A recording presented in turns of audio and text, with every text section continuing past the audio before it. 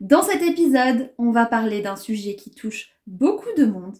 Pourquoi on peut se sentir bloqué malgré tous nos efforts, malgré notre travail profond sur nous depuis des mois ou des années, et ne pas réussir à avancer et changer par rapport à une chose en particulier ou plein de choses. Si t'aimes cet épisode, ce type de sujet, si tu résonnes avec ce que je partage, pense à t'abonner, laisser un avis ou à le partager à quelqu'un que ça pourrait aider, qui comme toi cherche des solutions pour améliorer leur vie. Pense à mettre aussi un like et c'est parti. Alors pourquoi ça bloque même malgré un travail profond ?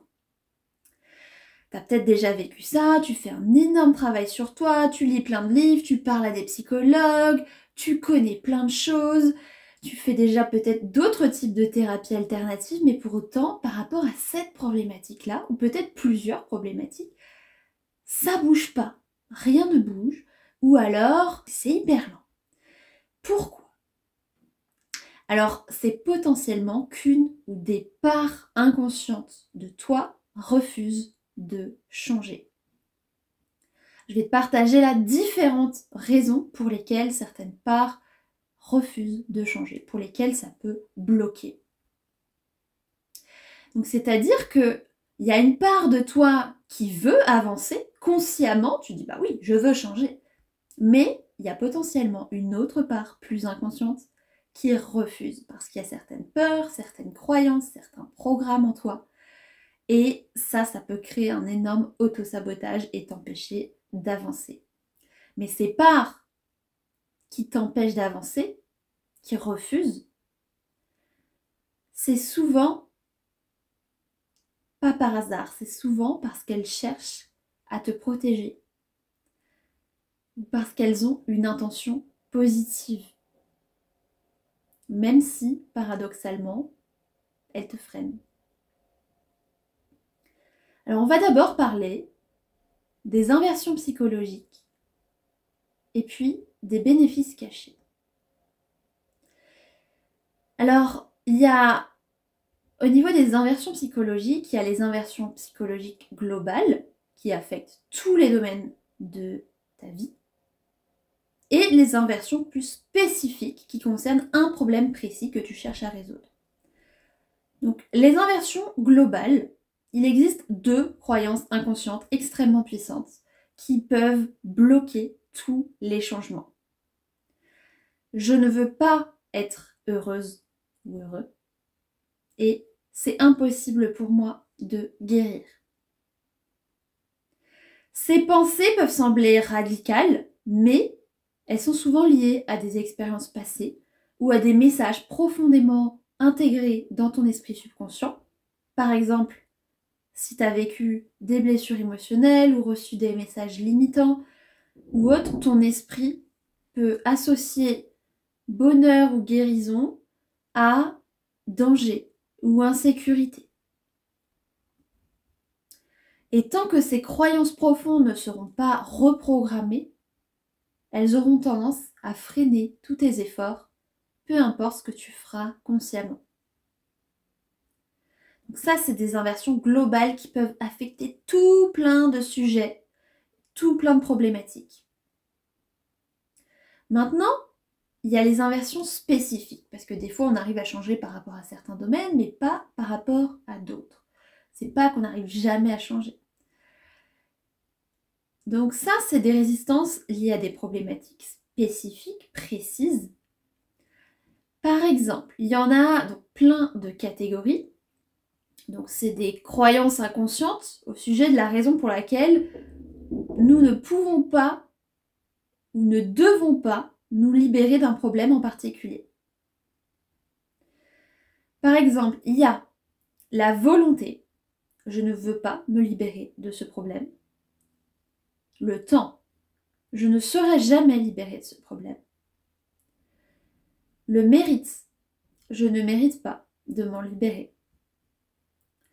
La possibilité, c'est impossible pour moi que je m'en libère. La sécurité, je ne serai pas en sécurité si je m'en libère. Ou les autres ne seraient pas en sécurité. L'envie, je n'ai pas envie de me libérer de ce problème. L'identité, je ne me reconnaîtrai pas si je m'en libère. Etc. Il y en a d'autres aussi. Et donc, quand on a comme ça des programmes profonds, des inversions psychologiques comme ça, il y a vraiment comme des alarmes internes dès qu'on essaie de changer. C'est comme s'il y a une part de nous qui était en mode « Attention, changer ça pourrait être risqué. » Ton esprit subconscient n'est pas vraiment aligné avec le changement et donc, même si c'est des croyances invisibles, elles peuvent complètement te faire t'auto-saboter. Par exemple, ça peut être aussi, j'avais une cliente récemment qui était complètement paniquée à l'idée de changer par rapport à sa problématique, de se libérer de ses schémas limitants. Elle voulait se libérer d'un schéma négatif qui l'empêche d'avancer dans sa vie, mais malgré son envie consciente de changer, une autre part d'elle résistait énormément et elle se sentait vraiment angoissée à l'idée de changer ça. On a conscientisé que c'était qu'elle avait peur de l'inconnu, peur de perdre ses repères, la croyance qu'elle allait perdre ses repères, ne plus se reconnaître, que la transition allait être difficile, et donc elle s'auto-sabotait. Elle auto-sabotait le processus de transformation. Et avec la méthode Psyche, on a travaillé ensemble pour reprogrammer son esprit subconscient avec des croyances rassurantes et alignées avec ce qu'elle veut vraiment, comme par exemple, la transition peut être douce. Je peux changer tout en gardant mes repères. Et en seulement quelques minutes, elle a déjà ressenti un soulagement, sa peur a diminué et elle s'est automatiquement entendue penser « je vais le gérer ». Donc ça, c'est un exemple. Et après, il y a à approfondir aussi. Mais maintenant, on va parler aussi plus par rapport à toi, pour t'aider à mieux comprendre toi ce qui te bloque. Donc déjà, est-ce qu'il y a certaines des catégories que j'ai citées tout à l'heure qui te parlent particulièrement par rapport aux inversions psychologiques? Et aussi, ça se ressemble beaucoup, maintenant les bénéfices cachés, c'est que des fois, on aurait peur inconsciemment de perdre quelque chose si on n'avait plus d'autres problématiques, si on atteignait notre objectif. On aurait peur qu'il se passe quelque chose de négatif. Donc, il y a une part de nous qui est en mode soit je garde mon problème et je garde ce bénéfice, soit j'atteins mon objectif mais je perds ce bénéfice.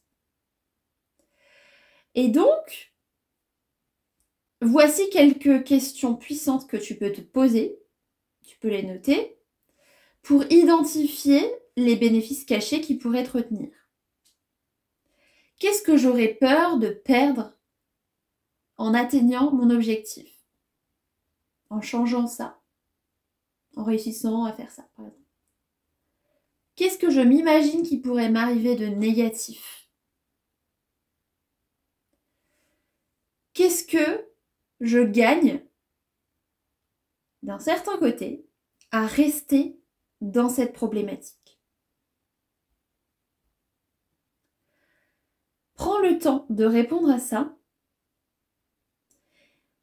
Et au début, on se dit, bah rien, mais prends le temps vraiment d'écouter toutes les petites idées qui te viennent parce que ça pourrait te donner des infos intéressantes sur ce qui fait que tu n'arrives pas à changer.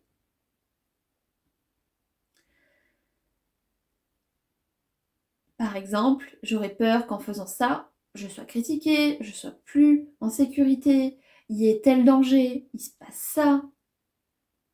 Ce que je gagne, c'est la sécurité, le temps, l'énergie, le confort, le plaisir à court terme. C'est quoi? Ok? Parce que la première étape du changement, c'est la prise de conscience.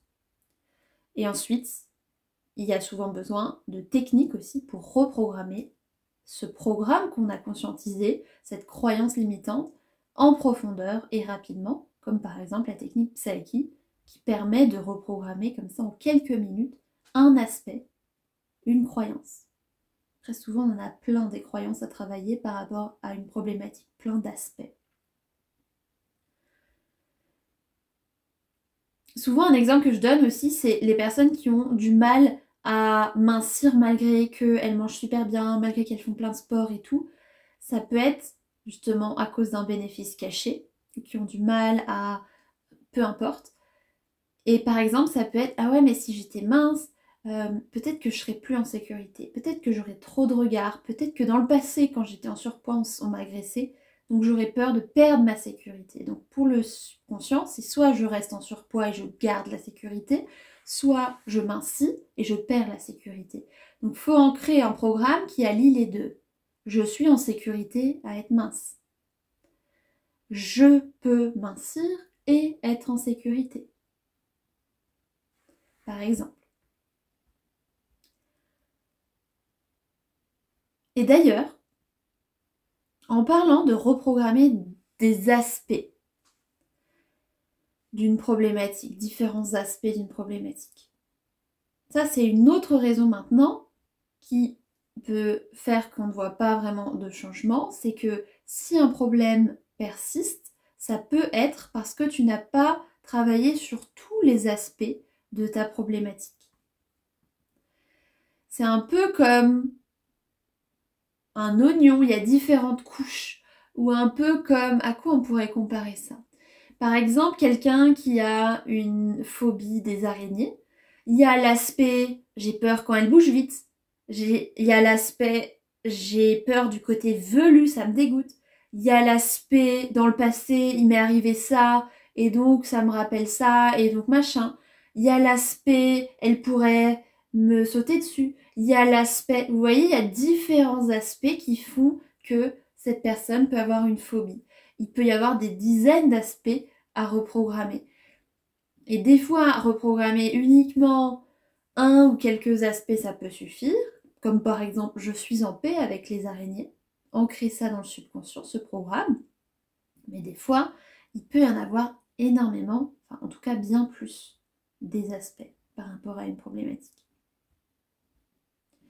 Maintenant, autre raison qui peut faire qu'on ne voit pas autant de changements qu'on voudrait, c'est que des fois, au niveau du timing maintenant, des fois, c'est pas seulement une question de blocage, des fois, le timing joue aussi un rôle. Des fois, soit tu as besoin de plus de temps à continuer à faire ton travail pour voir des changements,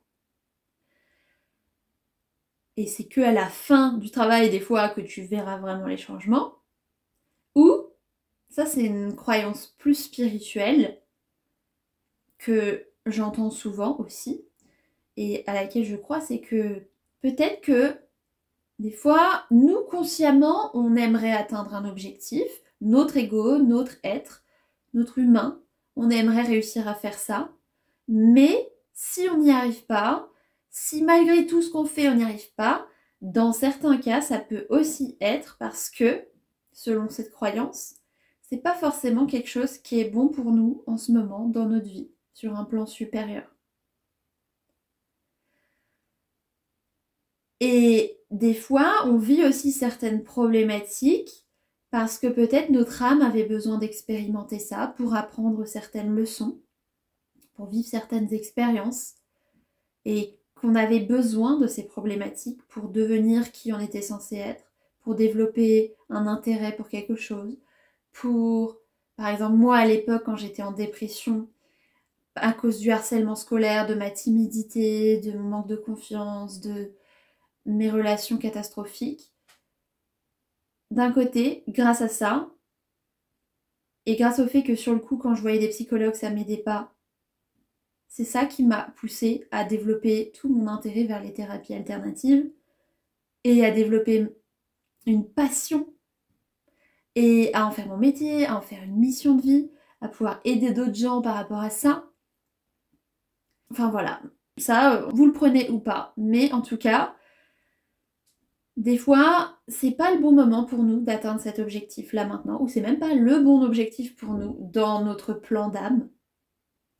Notre plan d'âme a peut-être, il y a peut-être autre chose qui est destiné pour nous, qui est mieux pour nous, même si nous, consciemment, on aimerait ça. Peut-être que ça, c'est plutôt mieux pour nous. Peut-être que on a besoin de comprendre aussi un message par rapport à cette situation. Peut-être que on attire, ça on en parle beaucoup aussi en Psyche, c'est une technique où il y a aussi une certaine dimension spirituelle. Des fois, on vit certaines situations parce qu'on a un message à comprendre, à intégrer. Et on les vit en boucle, en boucle, en boucle. Et tant qu'on n'a pas pleinement intégré ce message, alors on aura tendance à revivre encore et encore le même type de situation.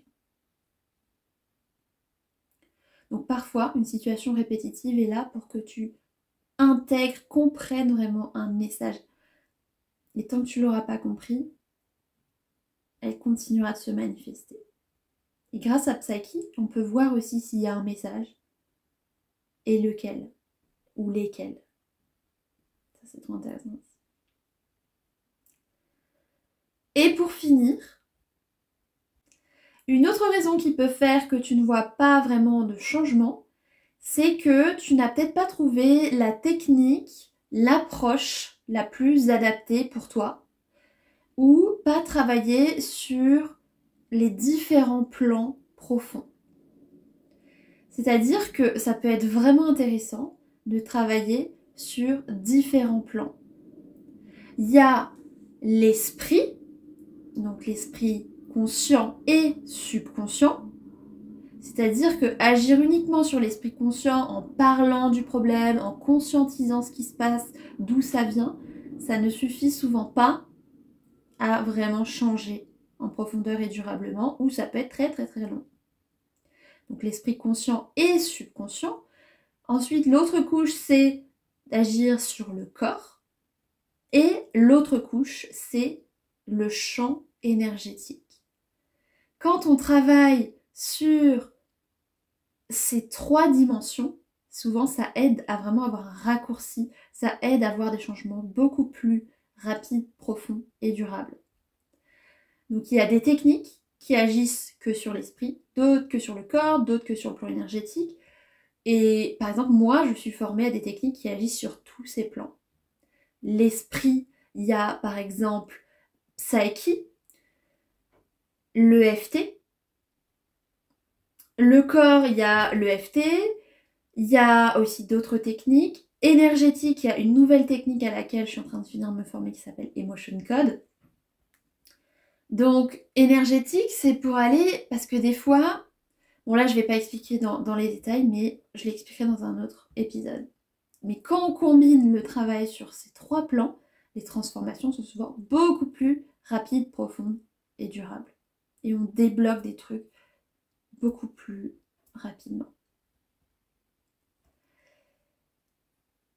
Alors, si cet épisode t'a parlé et que tu te sens prête ou prêt à débloquer ce qui te freine, je propose en ce moment quelques appels gratuits pour aider à y voir plus clair, pour discuter de tes objectifs, tes problématiques et ensuite t'aider à avancer plus facilement et rapidement. Si ça t'intéresse, clique sur le lien dans les notes de cet épisode pour réserver ta place et découvrir comment on peut travailler ensemble.